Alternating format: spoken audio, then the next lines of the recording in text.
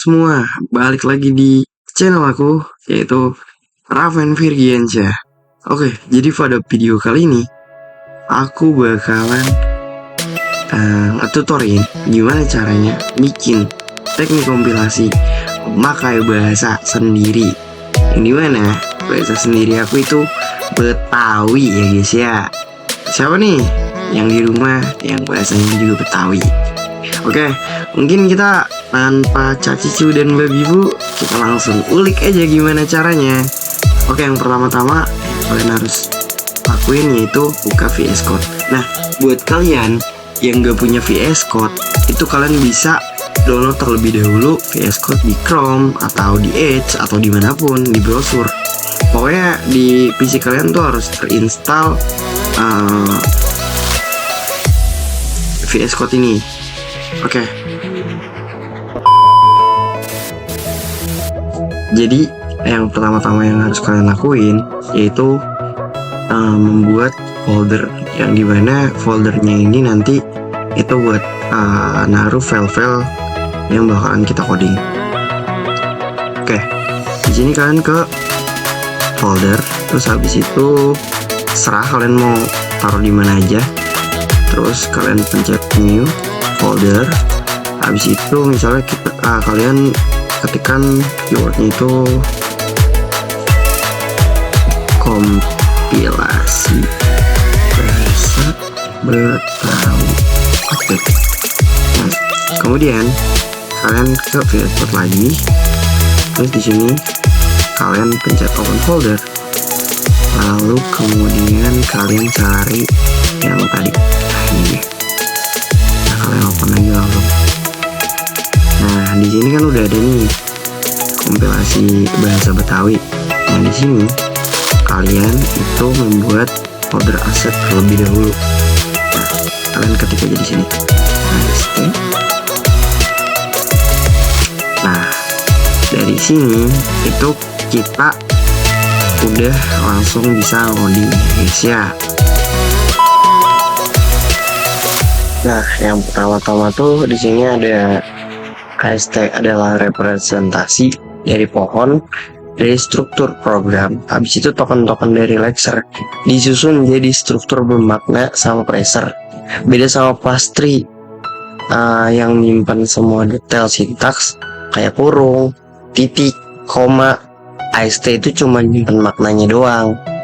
Nah, contoh kayak ekspresinya 3 tambah 4 kali 2 jadi pohon 3 tambah 4 kali 2. Nah, kayak gitu. Terus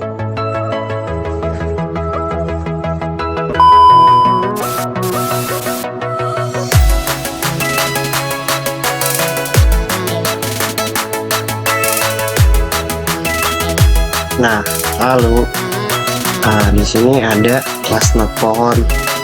Nah, kelas net pohon itu buat nyimpen pohon ekspresi matematika sederhana kayak 3 tambah 4 itu versi lama yang dipertahankan biar evaluator .py nya itu dan visual.py nya itu masih bisa jalan kayak demo dulu.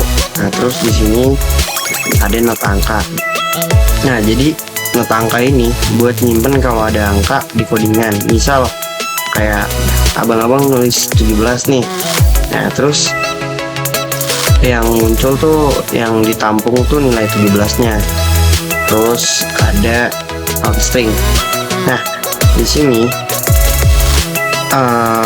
buat not string ini itu dia nyimpen kalau ada teks di codingan. Misal abang nulis udah gede. Nah, ini bakalan ditampung ke teksnya. Nah, terus di sini ada not boolean. Nah, jadi not boolean ini buat nyimpen kalau ada bener apa enggaknya di codingan. Nah, terus di sini ada not var. Nah, buat not var tersendiri nih itu buat nyimpen kalau ada nama variabel yang dipakai di codingan. Misal nih, abang nulis pakai umur, pas dipakai bukan pas didefinisiin. Nah, ini tuh yang nampung nama umurnya. Nah, terus ada not binop. Nah, ini tuh buat nyimpen kalau ada operasi dua hal. Misal, umur 17 atau 3 tambah 2. Itu operatornya apa? Itu lebih dari atau tambah sama dengan dua hal yang dioperasikan, kiri sama kanan. Nah, terus di sini ada not paro. Nah, jadi buat not paro ini tersendiri itu buat nyimpen kalau ada assignment. Nah, itu ngasih nilai ke variabel. Misal abang nulis umur 17, ini yang nampung nama variabel umurnya nilainya 17. Nah, terus di sini ada not cetak. Nah, not cetak ini itu buat nyimpen kalau ada perintah print. Misalnya abang nulis cetak umur. Nah, ini nampung yang mau dicetak itu umurnya. Terus di sini ada not misalnya. Nah, not misalnya ini buat nyimpen kalau ada if atau else. Misalnya abang nulis umur lebih dari 17. Nah, lainnya itu ini yang bakal nampung kondisinya apa, isi bloknya kalau bener apa. Nah, terus di sini ada not selama. Nah, buat not selama ini itu buat nyimpen kalau ada while loop. Misalnya abang nulis i kurang dari 5. Nah, ini yang bakal nampung kondisinya itu di situ tuh bakalan apa. Nah, itu bakalan ngelooping juga. Nah, terus di sini ada not program. Nah, not program itu buat nyimpen kumpulan kalimat di atas yang berurutan. Ini bungkusannya besar. Nah, soalnya lu kan isinya itu bukan cuma satu kalimat, tapi banyak. Kalimatnya itu berurutan, kayak resep makanan. Ada langkah 1, 2, 3 dan seterusnya. Intinya buat apa file secara total. Jadi kayak abang bayangin nih, abang nulis codingan umur sama dengan 17 tahun. Misalnya umur lebih dari sama dengan 17 tahun. Nah, cetaknya itu bakalan kecetaknya itu ntar udah gede kayak gitu. Exer1.py. Kemudian di sini itu sebenarnya ini kalau saya boleh jujur itu tugas UAS, yang dimana tugas UAS ini itu membuat compiler menggunakan bahasa sendiri, yaitu bahasa Betawi. Nah, terus di sini ada daftar keyword bahasa Betawi yang dipakai di compiler ini. Nah, kayak misalnya if, lainnya else. Terus buat kepake buatnya kalian bisa baca sendiri lah di sini. Terus di sini ada operatornya. Terus di sini buat ada artinya. Terus di sini ada contoh programnya. Jadi contohnya nanti kayak misalnya di sini dimasukin nih keyword atau kata kuncinya nih di sini. Nah, nanti bakalan kecetaknya itu udah gede, bisa bikin KTP itu.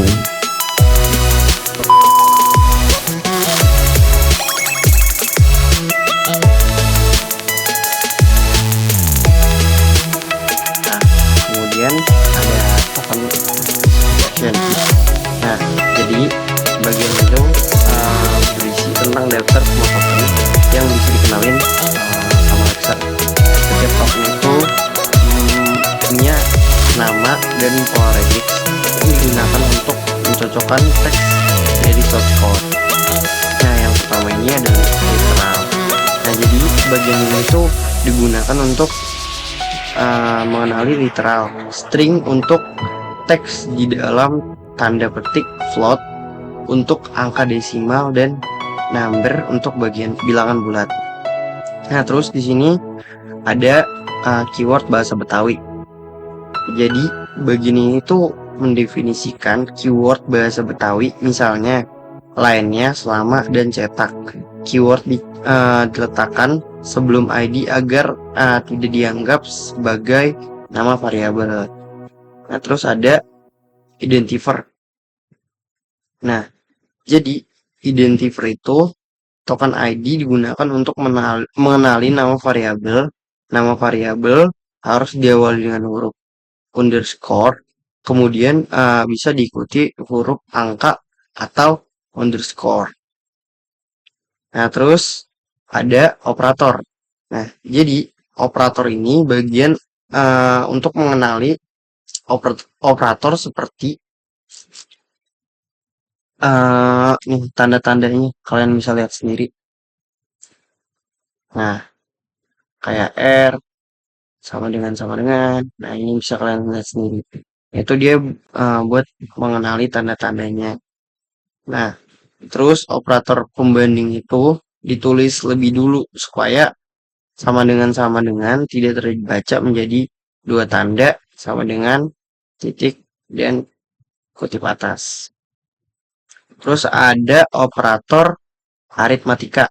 Nah, jadi operator aritmatika ini itu bagian yang mengenali operator aritmatika, yaitu tambah, kurang, kali, bagi, serta operator adjustment atau tanda sama dengan. Nah, ini kayak gini. Terus ada uh, tanda tanda baca. Nah, ini buat pengelompokan ya. Jadi kayak kalian tahu sendiri lah, kayak kurung kerawal, kurung buka, itu kurung, terus titik koma, terus ada diabaikan. Nah, jadi bagian ini tuh berisi token yang tidak diproses oleh Lexer, yaitu enter, spasi, dan komentar, karena tidak memengaruhi jalannya program. Nah, terus di sini ada dev pemecah codingan. Nah, pemecah string codingan bahasa Betawi jadi list token. Tiap token bentuknya tuple.